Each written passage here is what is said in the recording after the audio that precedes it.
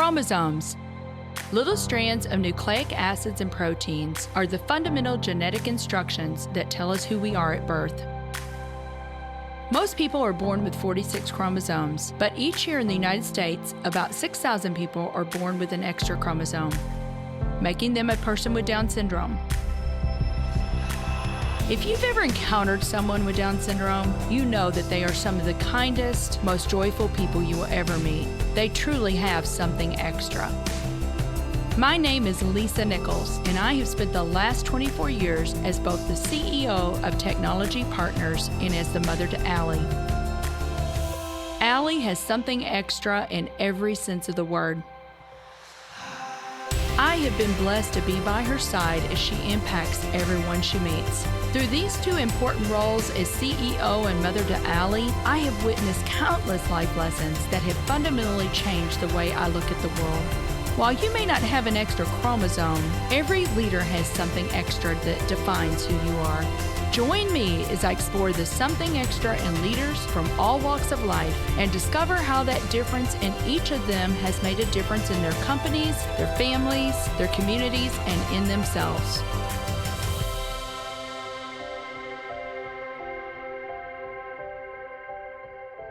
I'm thrilled to have Jordan Raynor on the show today. Jordan is a best-selling author, speaker, podcast host, CEO of Jordan Raynor Company, serial entrepreneur, and the executive chairman of Threshold 360. If you like this episode today, please go to Apple Podcasts or wherever you listen and leave us a 5-star rating.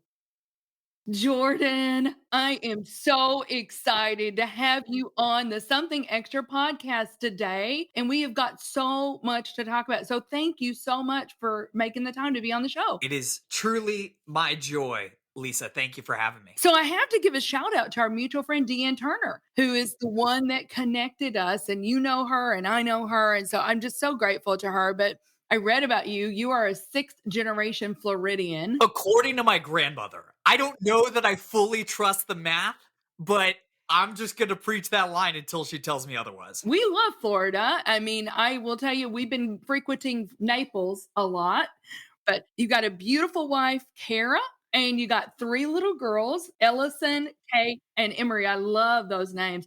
So you got a lot of estrogen in the house. Yes, to say the least. Well, I want our people to understand just a little bit. Man, I tell you what, your range of experience is just incredible, Jordan. I mean, you have a BS in public relations and business, but you've gone from politics to media. Now you're a best-selling author. You're a serial entrepreneur. In fact, you founded a couple of very sizable businesses, and I want to talk about one of those in particular. I mean, you're doing so many things, but I do want to just talk a little bit about Threshold 360. And I love what you guys are doing. It's a library that includes over 100, is it 100 or 1,000,000 locations? Yeah, so basically what we've done is create the world's largest database of interior 360 media for public spaces. We're not interested in residential real estate. We're talking about hotels, restaurants, shops, attractions. If you go on Google in any major city in the US for sure, and even internationally, and are able to virtually step inside of a location, there's a decent chance that we're providing that imagery. That is just so cool because you are allowing, I'm just thinking, who all is purchasing this? And I'm assuming that this is a SaaS model. So, I'm thinking visitor bureaus. Funny you mentioned that. That's one of our primary customers. Our beachhead market really was these DMOs, these destination marketing organizations, San Francisco Travel, Visit Dallas, Visit Tampa Bay. All of these guys are our customers. Really anybody who is trying to help consumers decide which thresholds they want to cross offline in the real world. What got me really excited about this business, so I'm not the founder of it. I was the second CEO, was, 360 Media has been around forever, like for 25 years in real estate, but nobody really figured out how to scale for public locations. And thanks to our supremely talented team, we figured out how to make this content type scale. And what's really exciting now is, now with all this conversation about the metaverse, we are more primed than ever for this media type. It's a really exciting time for this type of immersive content. Yeah. So do you have competition in this space? Not really a big company that owns these visual assets and licenses them out in a SaaS model, right? There are thousands and thousands of professional photographers who go sell services to an individual hotel or restaurant to capture this imagery. But to the best of our knowledge, there's not a significant competitor that creates the content, owns the asset, right? That's key, and then licenses it out to Google and basically all of Google's competitors. I'm just so fascinated by it. And how are you marketing this, Jordan? How are people finding you guys? Do you have a direct sales team? Are you doing a lot of social media? I mean, how are you marketing right now? It's very much B2B driven sales, right? So we got a sales team just knocking on doors and opening up accounts and just serving our customers through the ministry of excellence. Sounds really basic, but that's how we've been able to grow this thing. And of course, with a great investor group on board. So, Jordan, I want to spend the majority of our time talking about redeeming your time, 7 biblical principles for being purposeful, present, and wildly productive. But you have authored several books. You've done Called to Create, a biblical invitation to create, innovate, and risk, Master of One, find focus on the work you were created to do. I got to order that one because that really intrigues me. And then I know that you've got a children's book coming out called The Creator in You. Tell us about that book. I mean, you've already been wildly successful with this book. This children's book is really this idea that I heard, honestly, for the first time 7, 8 years ago, and has set me on this path to doing the work I'm doing now and creating content. The message is that the quote unquote sixth day that the Bible talks about in Genesis 1, you see God working, right? You see him creating things before he tells us that he is loving or holy or just. He tells us that he's a God who creates. But here's the key. I've read a lot of children's books to my kids about this Genesis 1 idea. And they all follow the same pattern, right? Day 1, God created this. Day 2, God created that. Day 3, day 4, day 5, day 6, the end. But what the Bible teaches is that the sixth day wasn't the end of creation. It was the beginning. It's when God created human beings, passed the baton to them and said, hey, kids, go create and fill this world with art and businesses and spaceships and whatever that point to my, what the Bible calls glory, his goodness, his excellencies. And so I never read a children's book to my kids that made that connection. They always treated Genesis 1 as kind of the end of creation rather than the beginning. So I wrote this children's book, The Creator in You, to help my kids see that when they grow up and they become entrepreneurs or scientists or astronauts or artists or novelists, that work is not only good, it's not only a means of serving the world, it is God-like. It is a way when they reveal the creator, capital C creator in them, that's God, they are loving the world and showing the world what the God of the universe is like, a working, creative, loving God. So that's the gist of this book. I mean, and you said really that it's kind of geared to 4 to 8 year olds, but really you've got people that are buying this as graduation presents for high schoolers. So Yeah. my brain is going 90 miles an hour about how we can get this book into more children's hands. And going back to my entrepreneurial journey, I grew up in a Christian school. I grew up going to church. I had never heard that message until I was 27, something like that. And it radically changed my life. I always thought being an entrepreneur was somehow less significant than the work of a pastor or a missionary or somebody working for an NGO. And that's just not what we see in the Bible. Again, before God tells us anything about himself, he says, hey, I'm a God who makes things, and I made you, my children, to look like me. So when you go out in the world and as an entrepreneur and just create with excellence and love and in accordance with my commands, you're showing the world what I'm like. And that just that rocked my world. Yeah. So much so that I'm dedicating my life now to creating content that helps people understand this and respond to that truth, which is really redeeming your time. That's a good segue to redeeming your time, right? If we believe our work matters deeply, yeah, we should care about stewarding our time as wisely as humanly possible to that end. Yeah, we've been given so many gifts. I just wrote in my journal yesterday, God, help me to steward all the good things that you've given. And that is our time, that is our talents, that is relationships, all those things, right, Jordan? But yeah, we're going to spend some time on this because I absolutely love it. So the title had me all in. And I think the aspirations of being purposeful, present, and wildly productive, I think if we took a poll of people, that would be top aspirations for a lot of people. It really would be. But I'm kind of a review junkie, whether it's a review on TripAdvisor, an Amazon review. I mean, I look for those reviews. So I'm looking at the reviews and I want to read just a few snippets here.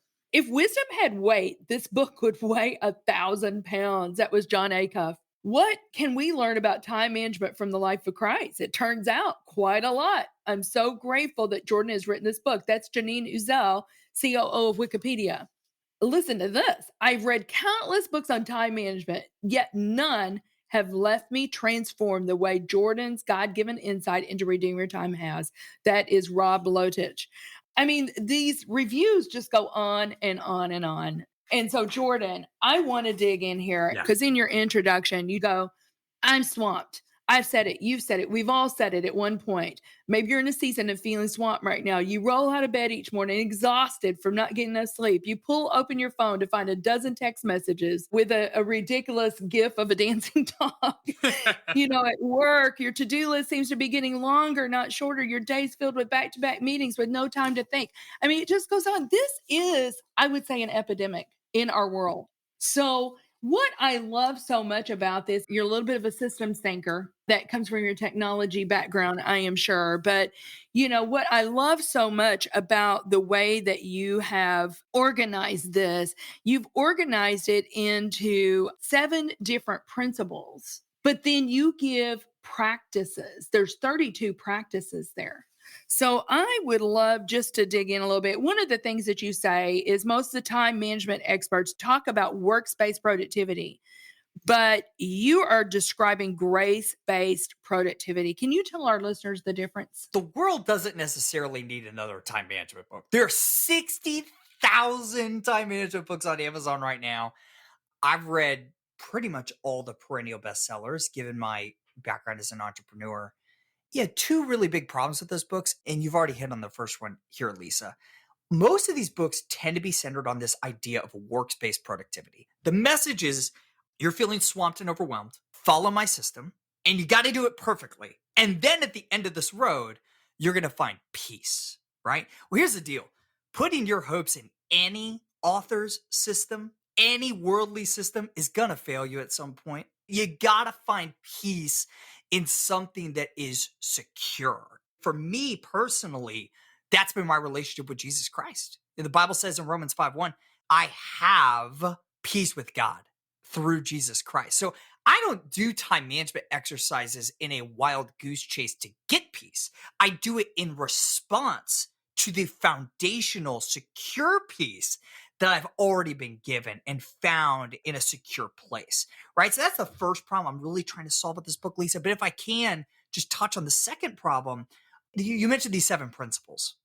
And these aren't just 7 time management principles.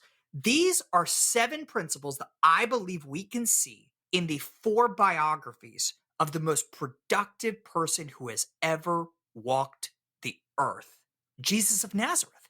Christian or not, I think it's pretty hard to dispute that Time Magazine's person of the millennium is not the most productive person who ever walked the earth.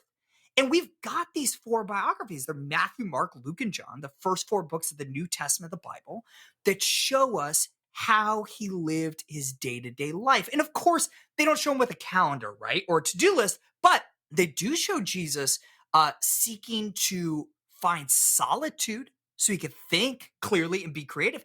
They show him dealing with distractions at work. They show him seeking to be busy without being hurried. In other words, they show him dealing with the exact same challenges that we face today. We don't have to wonder how the author of time managed his time. It's right there in Matthew, Mark, Luke, and John. So I looked at these biographies through that lens and said, okay, what are the timeless time management principles? That's the 7 principles of this book. And then map them to, as you said, these 32 wicked practical practices to help us live out those principles in our modern context. That's what had me because I'm like, I believe, just like you just said, he is the most productive person. I mean, he created a movement that's still going. And I'm like, why wouldn't I rather learn from him? And what did he do? And as a follower, that's what we're doing, right? We're trying to follow him. One of the things you say here is time stewardship is a command. We need to reclaim our time from useless pursuits and employ it to the glory of God. And I just love that. But your very first principle is start with a word. And I mean, I understand that some of our listeners may not subscribe to this belief, but find what works for you, right? But having a quiet time is the first practice of that. Yeah. Again, regardless of your religious beliefs, starting your day in quiet solitude is a wise practice because solitude and silence helps us think clearly, helps us be more creative, etc., right? Here's the second thing I would say. I think all of us would be wise to start our days rooting ourselves in our values and our principles, in the things that are going to outlive us. All of us want our work and our lives to matter long after we're gone. And if that's true, we got to be rooting our minds and our days in a narrative that will outlive us. And for me, part of what draws me to the Christian faith is that the Christian Bible says that the things I do in my work today, even the physical things I create, have the chance to last forever. I can't even begin to describe how inspiring that is because I think that hits at something deeply human that we all want. In the words of Hamilton, I want to build something that's going to outlive me. Yes. And the Christian narrative says that that's true. And so rooting myself in that reminds me of the value system that I've subscribed to, that I want to dictate how I spend my time the rest of the day. That is so good. One of the things that you said, God doesn't need us to be productive.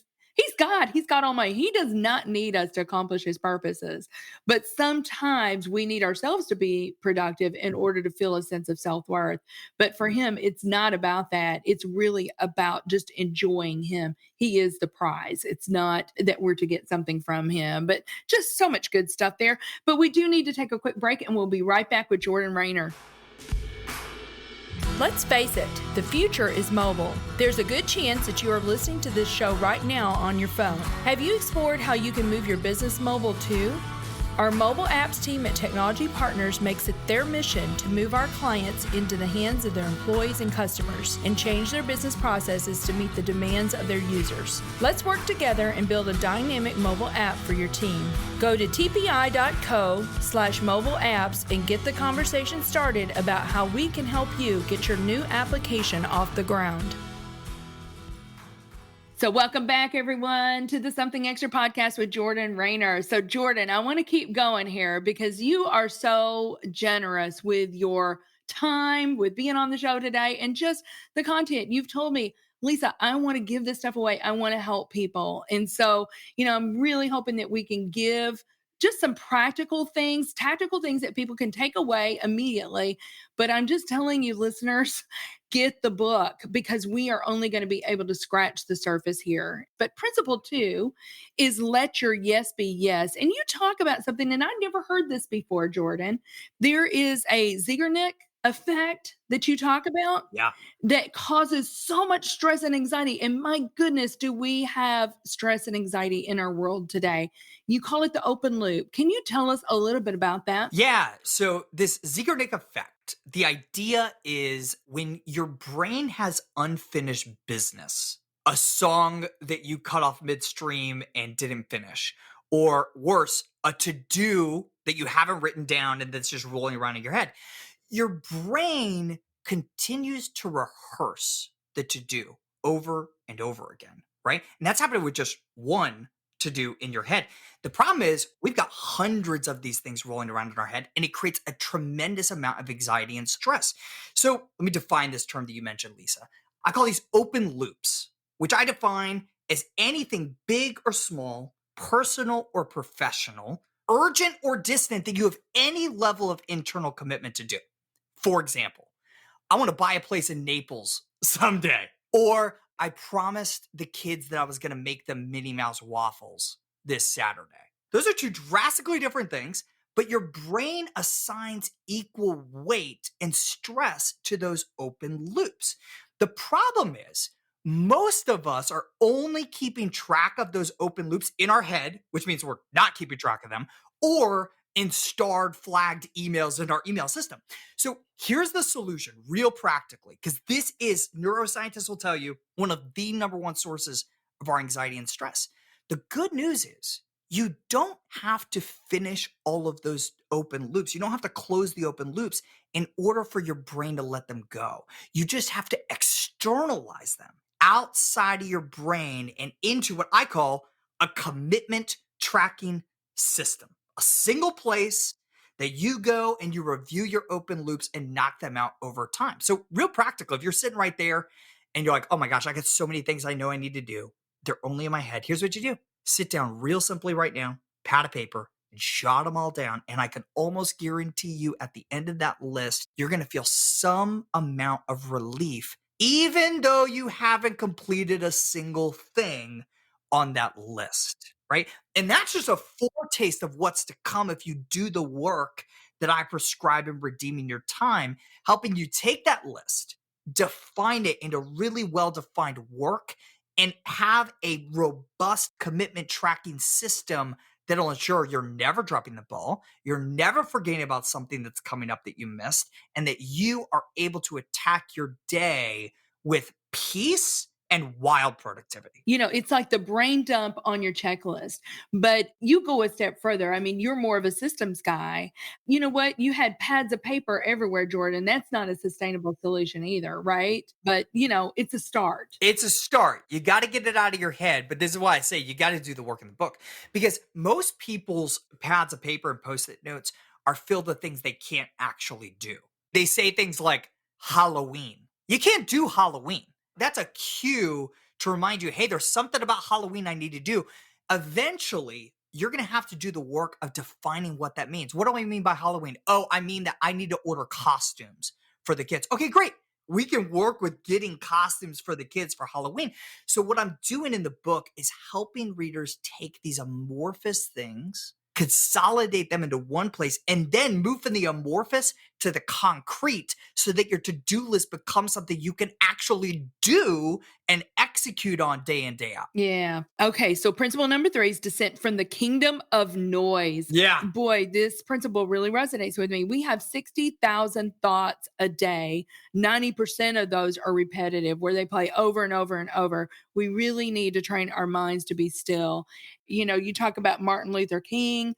He felt such a need for solitude and silence that he actually took his family and moved his family from Montgomery, Alabama to Atlanta so people couldn't find him. Pretty wild. Because, pretty drastic. But he said, my failure to reflect would do harm not only to me as a person, but to the total civil rights movement. He needed that time of solitude and silence. Yeah. King said he had a, quote, moral obligation to seek out solitude. That's a pretty strong statement. That is. And I think it's because King knew that this is the example of Jesus. Again, if you look at Matthew, Mark, Luke, and John, the amount of times that the most productive person on earth spent in solitude is mind-boggling. And this just stands in stark contrast to our lives today. I don't need to preach that. We get it. I think what's less clear for most people is why solitude is so necessary. We all agree that we have no silence and no solitude. But why is it critical? Because it helps you think clearly and prioritize your to-do list.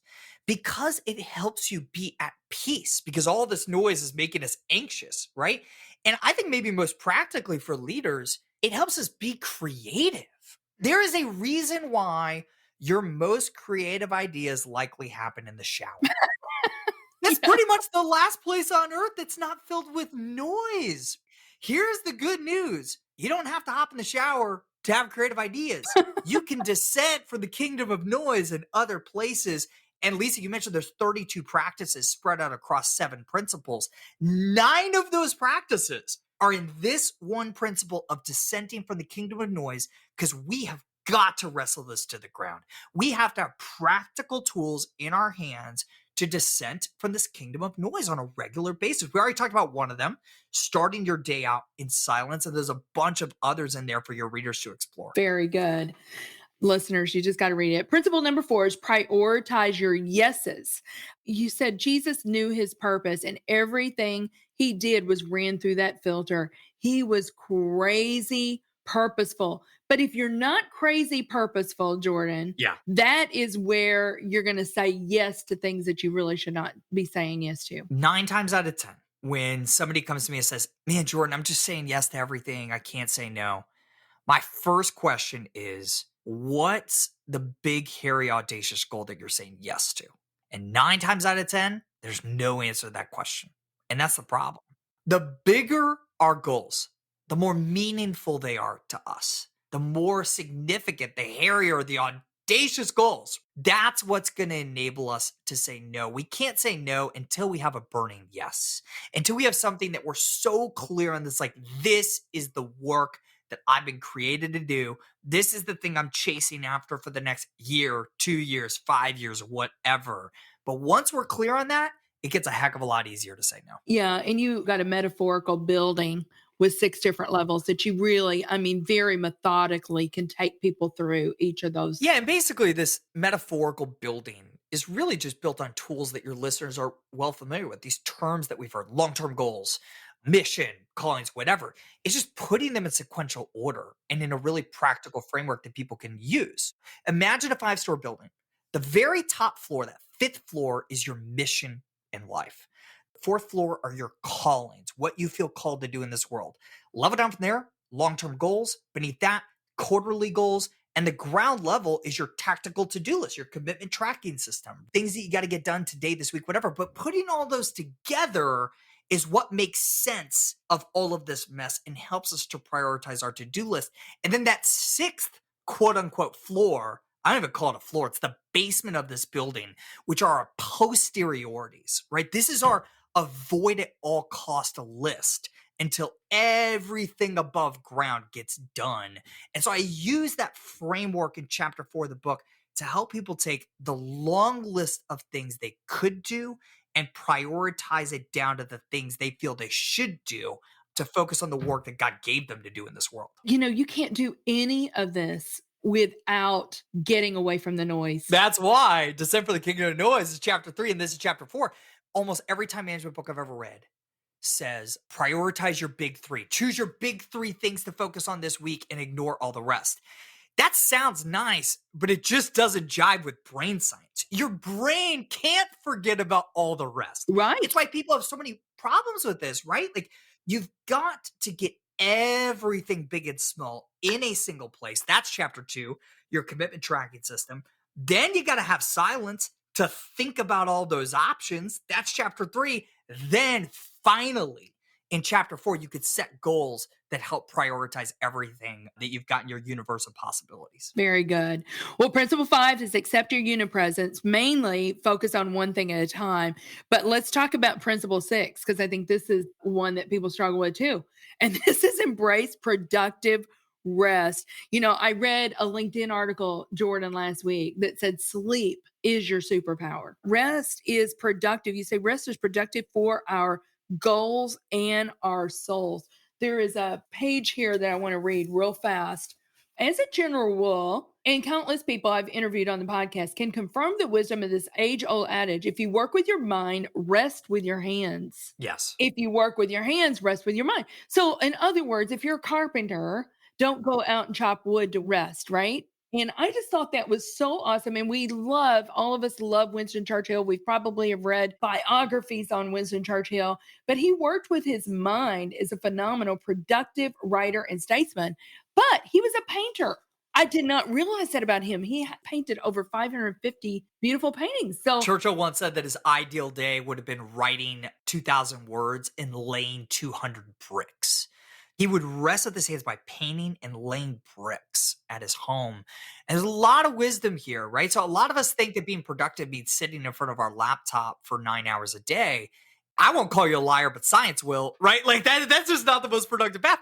The productive path is to pulse. It is to sit in front of that laptop for 90 minutes and then go take 30 minutes off and do something with your hands. Wash dishes, lay bricks like Churchill did, paint a painting, go for a run, whatever it is. But it's this rhythm. Work shouldn't be a marathon. Work is a workout. right? We're going to work real hard and then we're going to take a break. And then we're going to work really hard and then we're going to take a break. And when you do that, you find that your productivity explodes because the quality of the work explodes from hour to hour. Okay, so I have a sleep tip for you. Oh my gosh. All right. So this is a fellow entrepreneur, Dan Clark, that was on my podcast. He's out of New York City. He is the CEO for Brain FM. Okay, yeah, I know this company. You know Brain FM? Yeah. I love Brain FM. When I am working, if I'm in deep work, I am playing Brain FM to go to sleep. I mean, I'm telling you, listeners, it works. And Dan is another fellow entrepreneur that's doing amazing things. Principle 7 is eliminate all hurry. And, you know, we talk about Jesus, and he was always walking. He was always going about. He's very purposeful, but he was unhurried. He was busy without being hurried, you know, because he always had time for people. Tell our listeners, what's the difference between being busy and being hurried? I think busyness, I think of it as this outward condition, right? It's a condition of the body. It's having a lot of things to do. Whereas hurry is this inner condition that you can almost feel in your soul. Angst, this negative energy that's like pulling us in a million different directions. Let me make it a little bit more concrete. I know I'm busy on a Saturday when I've got a lot of errands on my calendar. I know I've crossed over into this enemy territory of hurry if I get pissed off for picking the quote unquote wrong line at the grocery store and I lost 30 seconds of my day, right? Like Jesus was crazy busy. One time his family said he was, quote, out of his mind. He was so busy, but he was never so busy that he became frantic or anxious or snapping at the other people in his life. And I think that's the delta between busyness and hurry. That's good. I love that. I have to ask you, though, the common thread with all the something extras is, what do you believe is the something extra, or I'll give you maybe two, that every leader needs? I think what every leader needs is a verdict for their life that is separate from their performance. There's this quote Madonna gave years ago that I think is the most honest reflection I've ever heard of any performer, of any leader I've ever heard. Here's what she said. I have an iron will, and all of my will has always been to conquer some horrible feeling of inadequacy. I push past one spell of it and discover myself as a special human being.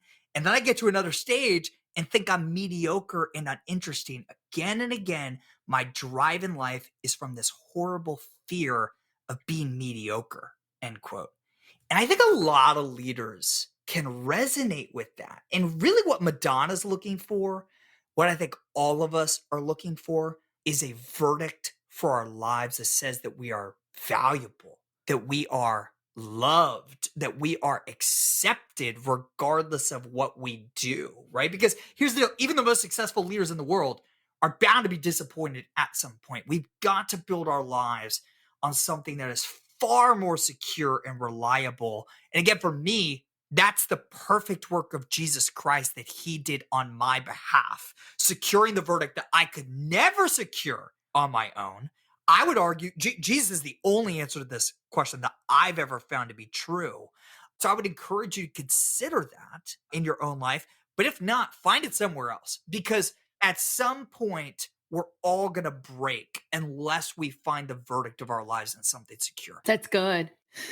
Well, tell me, and I know we've already talked about this, but what are you excited about? I know you're so excited about the creator in you. Yeah. That is coming out. How can people find you? Real easy. Got lots of free content for you guys at jordanraynor.com. That's JordanRaynor.com. And then, of course, links to Redeeming Your Time and the Creator in You are there as well. Well, Jordan, thank you so much. I appreciate you making the time to be on the show. This was so much fun. And so thank you for being on the show today. And I look forward to seeing you in person. Yeah, me too. Thanks, Lisa. Thank you for listening to today's show.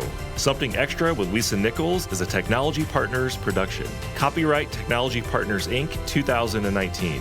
For show notes or to reach Lisa, visit tpi.co/podcast. Don't forget to leave a review on Apple Podcasts, Google Play, or wherever you listen.